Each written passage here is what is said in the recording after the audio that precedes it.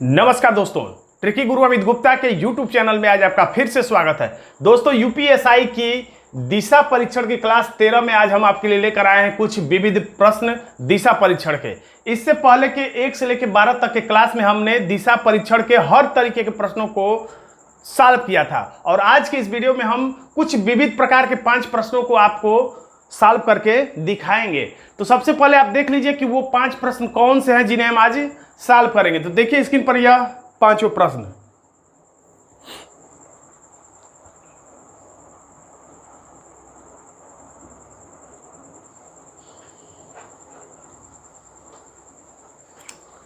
तो अब हम देखते हैं यह पहला प्रश्न जिसे हम सॉल्व करेंगे। तो देखिए इसमें लिखा हुआ है PQRS कैरम का गेम खेल रहे हैं जिसमें P का पार्टनर R है। तो यहाँ पर एक जानकारी ये है कि ताश के खेल में या कैरम के खेल में पार्टनर हमेशा आमने सामने रहते हैं। यानी एक पार्टनर ये है तो उसका पार्टनर सामने रहेगा, एक पार्टनर इधर तो उसका पार्टनर उसके ठीक सामने रहेगा, ना कि अगल बगल।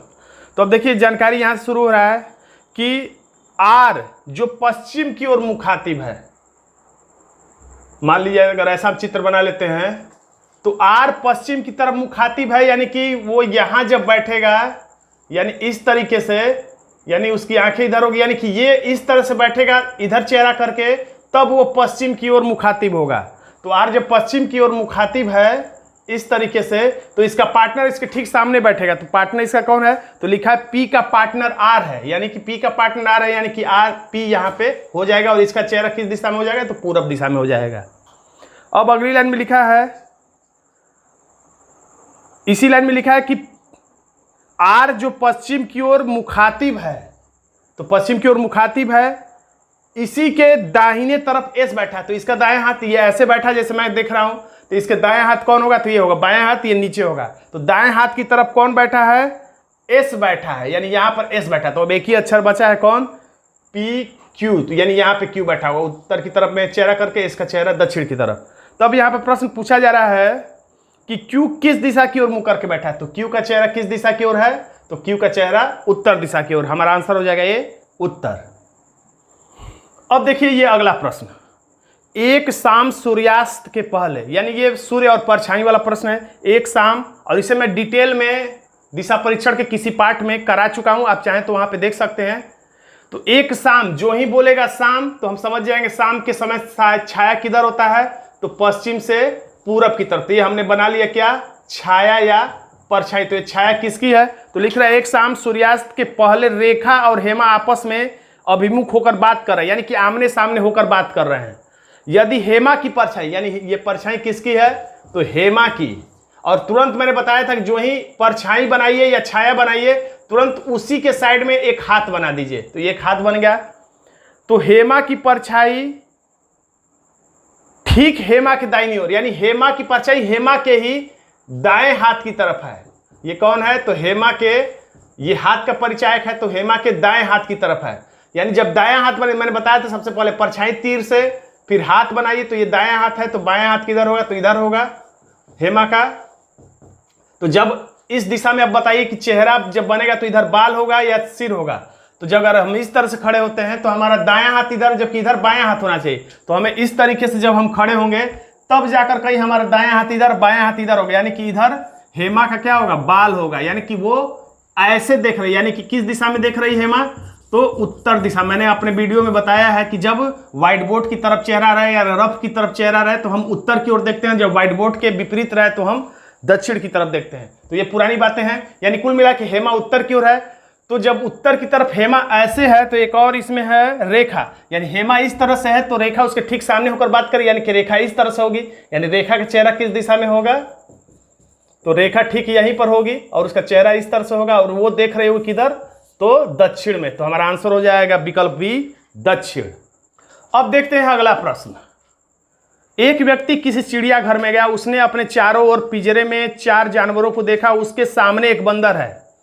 तो इधर बनाएंगे तो उसके सामने बंदर इधर होगा, इधर बनाएंगे तो उसके सामने बंदर इधर होगा। वो व्यक्ति किस दिशा में देख रहा है अभी तक हमें पता नहीं है। उस व्यक्ति के पीछे बाघ है, तो अगर यहां बनाएंगे तो उस व्यक्ति के पीछे बाघ होगा। यहां अगर इस तरह से बनाएंगे तो उसके व्यक्ति के पीछे बाघ होगा। यहां इस तरह से बनाएंगे तो उसके व्यक्ति के इधर पीछे बाघ होगा। किधर वो देख रहा है पहले ये पता होना चाहिए। तो लास्ट में जब हम देख रहे हैं तो लिखा है अगर व्यक्ति का मुंह सूर्योदय की दिशा में है, अगर व्यक्ति का मुंह सूर्योदय यानी सूर्य जिधर निकलता है यानी कि सूर्य उदय होता है यानी कि पूरब की तरफ उस व्यक्ति का अगर मुंह हो, यानी कि व्यक्ति कैसे होगा, यानी ऐसे देख रहा होगा, इस तरह से देख रहा होगा, तो यानी इस तरह से देख रहा है व्यक्ति सूर्योदय की तरफ चेहरा करके, यानी पूरब की तरफ चेहरा करके। और जब पूरब की तरफ चेहरा होता है तो बायां हाथ ये वाला बायां हाथ और नीचे होगा उसका इस तरह से दायां हाथ। ये पैर में भी मैं बना दे रहा हूं, वैसे जरूरत नहीं है। तो ये बायां हाथ ऊपर वाला, इधर वाला दायां हाथ इस तरह से होगा। अब देखिए क्या कर, आप शुरू से प्रश्न पढ़ सकते हैं। लिखा है एक चिड़ियाघर में गया, उसने अपने चारों ओर पिंजरे में 4 जानवरों को देखा, उसके सामने बंदर, यानी इधर चेहरा है तो उसके सामने बंदर है, यानी कि बंदर इस साइड में होगा, यानी इसके ठीक सामने उसके सामने बंदर है और उस व्यक्ति के पीछे भाग है। तो इस तरह से देख रहा है, यानी उसका पीछे, यानी कि इधर क्या है, ठीक पीछे बाघ है, यहाँ पे बंदर है, उसके पीछे बाघ है। और शेर और हाथी क्रमशः बाईं और दाईं ओर है। शेर और हाथी क्रमशः, यानी कि शेर है बाईं ओर, तो इसका बायां हाथ मैंने लिख दिया, शेर है बाईं ओर यानी कि शेर इधर हो गया, और बाघ है दाईं ओर यानी कि बाघ हो गया इधर। तो चारों जानवर अब हो गए। अब हम बता सकते हैं, तो इसमें प्रश्न पूछा अगर व्यक्ति का मुंह सूर्योदय दिशा की ओर है तो बाघ के संदर्भ में, तो यहाँ पे सापेक्ष स्थिति वाला प्रश्न है, मैंने बताया था के संदर्भ या से या के सापेक्ष लिखा रहे, तो जिस नाम के आगे से या सापेक्ष में या के संदर्भ लिखा रहे उसी नाम के पास प्लस का निशान बनाना चाहिए। तो लिखा है बाघ के संदर्भ में, तो जहां बाघ है वहीं पर प्लस का निशान बनाइए। जिस नाम के आगे से लिखा है, संदर्भ लिखा है, वहीं पे प्लस का निशान। और अगला नाम किस दिशा में है, तो बाघ के संदर्भ में शेर, यानी ये किस दिशा में है, तो आप यहां से देख सकते हैं ये है उत्तर और ये है पूरब। उत्तर पूरब के बीच में शेर है, यानी हमारा आंसर हो जाएगा विकल्प ए, उत्तर पूर्व। अब हम देखते हैं अगला प्रश्न। प्रवीण का घर राजीव के घर से दक्षिण पूर्व दिशा में है। प्रवीण का घर राजीव के घर से, तो हमेशा ऐसे प्रश्नों में दूसरा वाला नाम पहले लिखना चाहिए। यहां पे हम लिख दे रहे हैं राजीव पहले, जो कि दूसरा नाम है राजीव। तो अब पता चल जाए प्रवीण का घर, प्रवीण का जो घर है राजीव के घर से दक्षिण पूर्व दिशा में। अगर समझने में दिक्कत है तो प्लस बना के कल्पना कर लीजिए, लिखा है दक्षिण पूर्व, तो ये दक्षिण, ये है पूरब, यानी इसी के बीचों बीच है किसका घर, तो प्रवीण का घर। और कितना है, तो 300 मीटर दूर है, तो यहां पे हमने 300 लिख दिया। अब लिख रहा है जोसेफ का घर राजीव के घर से, जोसेफ का जो घर है राजीव के घर से इसके घर से किस दिशा में है, उत्तर पूर्व दिशा में है। तो ये है उत्तर और ये है पूरब, यानी इन्हीं दोनों के बीचों बीच में है किसका घर, जोसेफ का घर। और कितना है 300 मीटर, इसीलिए लगभग इसी के बराबर हमने दूरी इसको बना दिया। ये हो गया जोसेफ का घर। अब कह रहा है कि गोपाल का घर जोसेफ के घर से, यानी कि जोसेफ के घर के हिसाब से, यहाँ प्लस की कल्पना छोटा सा कर सकते हैं या बिना बनाए भी आप समझ सकते हैं।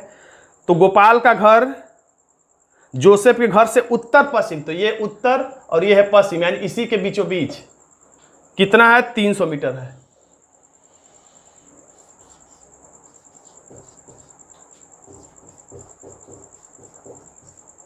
गोपाल का घर 300 मीटर। केविन का घर गोपाल के घर से दक्षिण पश्चिम है। गोपाल के घर से किधर है, तो दक्षिण पश्चिम, तो ये है दक्षिण और ये है पश्चिम, तो दक्षिण पश्चिम यानी इसी के बीचों बीच है, कितना 300 मीटर। किसका घर, तो केविन का घर, यहां हम केविन लिख सकते हैं, यहां पर है केविन का घर। अब पूछा जा रहा है कि प्रवीण के घर की स्थिति के संदर्भ में, मैंने अभी बताया था जिस नाम के आगे के संदर्भ या से लिखा रहे उसी नाम के पास प्लस का निशान बनाना चाहिए। तो लिखा है प्रवीण के घर के स्थिति के संदर्भ में, यानी प्रवीण के घर के पास प्लस की कल्पना बनाइए और इसी के बीच से खड़े होकर देखिए कि अगला नाम पूछा गया नाम, यानी कौन सा नाम, केविन का घर, यानी ये किस दिशा में है, तो ये केविन का घर किस दिशा में है, तो ये है उत्तर और ये है पश्चिम, उत्तर पश्चिम हमारा आंसर हो जाएगा। आंसर हो जाएगा विकल्प ए, उत्तर पश्चिम। अब देखते हैं अगला प्रश्न। इसमें लिखा हुआ महेश पूरब की ओर जा रहा है, यानी उसका दिशा किधर है, पूरब की तरफ है। और यदि उसे उत्तर की ओर जाना है, उसे जाना किधर है, उत्तर। उत्तर आपको पता है किधर होता है, तो ऊपर की तरफ होता है उत्तर, तो उत्तर साइड में उसे जाना है। तो निम्नलिखित में से किस विकल्प का चुनाव नहीं करना चाहिए? तो विकल्प ए चेक करते हैं ताकि आपको स्पष्ट दिखे। देखिए पेन ट्रिक से, पूरब में जा रहा है, उसके बाद क्या करना है, दाएं क्लॉकवाइज, फिर दाएं, फिर क्लॉकवाइज, बाएं एंटी क्लॉकवाइज, दाएं क्लॉकवाइज, दाएं क्लॉकवाइज, यानी ये उत्तर में जा रहा है। यानी ये दिशा उसे पकड़ लेने से कोई दिक्कत नहीं होगा, क्योंकि उसे उत्तर में जाना है और उत्तर में ही जा रहा है। यहाँ पर पूछा जा रहा है किस दिशा को उसे नहीं पकड़ना चाहिए। तो विकल्प बी चेक करते हैं, वो पूरब में जा रहा है, उसके बाद दाएं यानी क्लॉकवाइज, दाएं फिर यानी क्लॉकवाइज, फिर बाएं एंटी क्लॉक, फिर बाएं एंटी क्लॉक, फिर बाएं एंटी क्लॉक, फिर ये उत्तर में जा रहा है। यानी कि ये भी सही दिशा है, उत्तर में जाना है, उत्तर में जा भी रहा है। अब विकल्प सी चेक करते हैं, तो पूरब में तो जा ही रहा है, उसके बाद दाएं क्लॉकवाइज, दाएं फिर क्लॉकवाइज, दाएं फिर क्लॉकवाइज, यानी ये फिर उत्तर में जा रहा है। यानी इस दिशा को भी पकड़ेगा तो कोई दिक्कत नहीं होगा, यानी हमारा आंसर डी होने वाला है। फिर भी हम इसे चेक कर लेते हैं।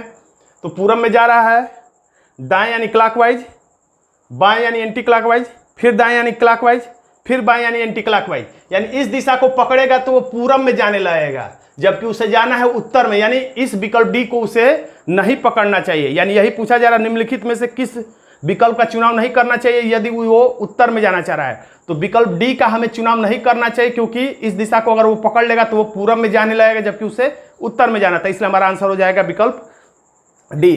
तो दोस्तों आज का एक छोटा सा वीडियो आपको कैसा लगा कमेंट बॉक्स में जरूर लिखिएगा। वीडियो अच्छा लगे तो वीडियो को लाइक कर दीजिएगा, इसे अपने दोस्तों में शेयर कर दीजिएगा, और अभी तक आपने मेरे चैनल को सब्सक्राइब नहीं किया तो सब्सक्राइब भी कर लीजिए, क्योंकि ऐसे यूपीएससी के लिए ट्रिकी वीडियो में समय समय पर रीजनिंग के लाता रहूंगा।